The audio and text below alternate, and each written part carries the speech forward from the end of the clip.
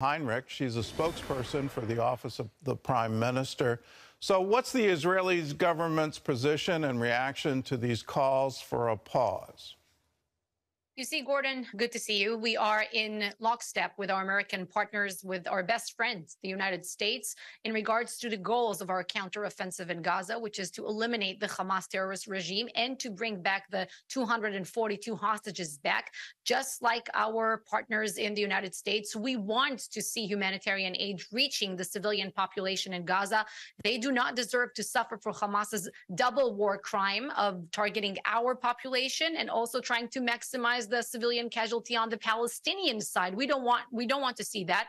And we have facilitated and coordinated with international partners the transfer of humanitarian aid from the Rafah border crossing, as you know, between Egypt and Gaza into the Gaza Strip. We're talking about food, water, medical supplies that have been entering the Gaza Strip and reaching these safer havens that we have designated in the southwest of the Strip for the population of northern Gaza, where the heavy fighting is taking place. So humanitarian aid, and we're talking about dozens of trucks that have been entering the Gaza Strip daily, have been reaching there.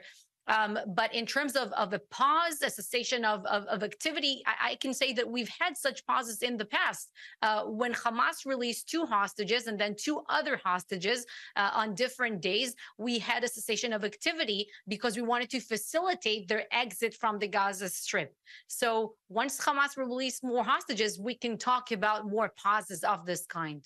I have to congratulate you for being accurate on the Abraham Accords. I thought it was off the table in light of the war, but you were absolutely correct that it's still on the table and still vibrant. What can you tell us about progress for peace in the region? Well, it's not coincidental that we have been seeing this Hamas massacre and their launching of over 9,000 rockets at us right in the time period when Israel and Saudi Arabia, as we've said, we talked about it before, we're on the brink of a major diplomatic breakthrough of an historic peace agreement that would have changed the entire region. We're not losing hope, definitely not losing hope on that front. And the region will see this kind of peace at some point. Because also regional partners and regional players understand that a victorious Israel, an Israel that will put a dead, decisive end to terrorism is something that serves their goals, it's to their benefit as well. And everyone in the region knows that. But first, Hamas must be eliminated. That is our first and foremost mission right now. The Prime Minister has said that this is going to be a very long war. It looks like there's progress against Hamas right now. How long are you expecting this to last? Or there's no stopwatch here. We cannot pinpoint a specific date and specific time, as you know. The goal is to eliminate the Hamas as a terrorist regime, and the military power should be eliminated, and also as a governance body in Gaza. We can accept this no longer. We will not tolerate this reality in which thousands of rockets are raining on Israeli territory from time to time. And now we're talking again about over 9,000. And we will not tolerate another massacre of this kind.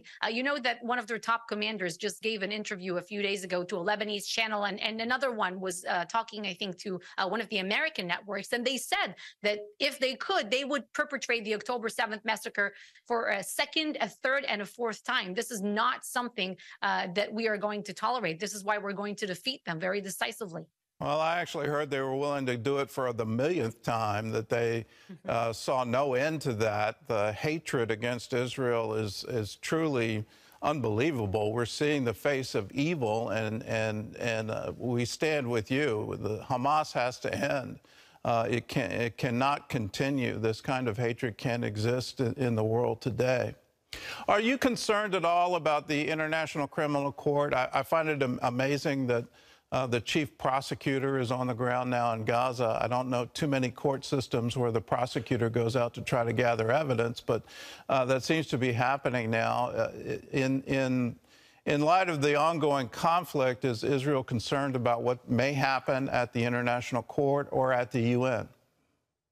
Right now, we're focused on one thing and one thing alone, and that is dealing Hamas such a major blow that they will never forget. And once we're done with them, they will lack the military capabilities and the motivation to ever hurt us as they did. But Gordon, there's a built-in bias in the United Nations and double standard. And you're talking about the ICC, these international bodies against Israel. It's nothing new. It's very unfortunate and it's terrible, but it's nothing new.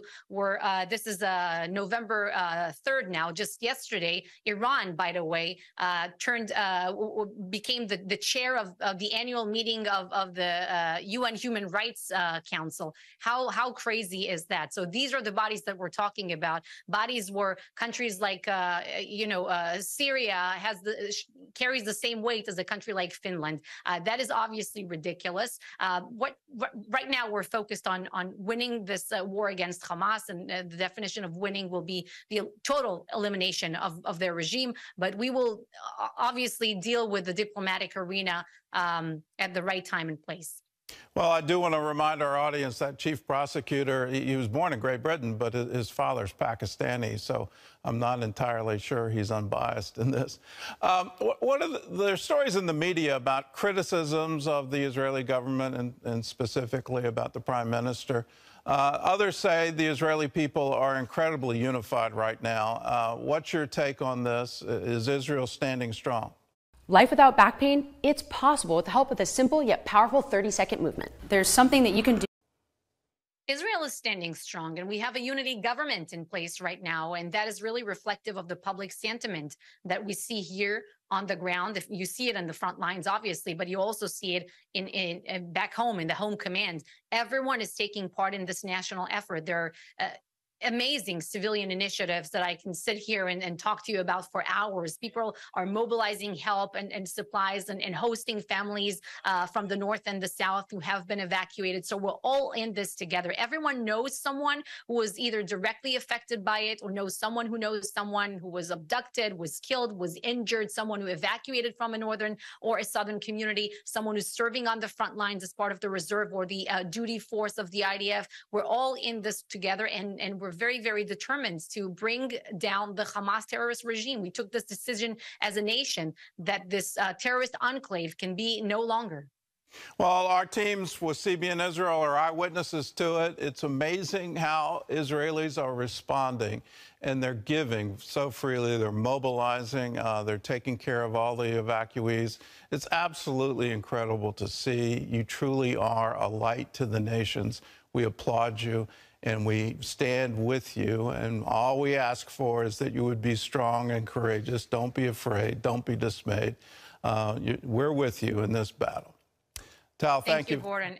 We're very grateful. And just to remind the viewers that it's not only, Jewish Israelis taking part in the national effort, not only on the front lines, it's also Arab Israelis and Christians, and everyone here is together, Bedouins and Druze, and everyone understands that threat that we're dealing with. Well, Tal, thank you. Thank you for all that you're doing.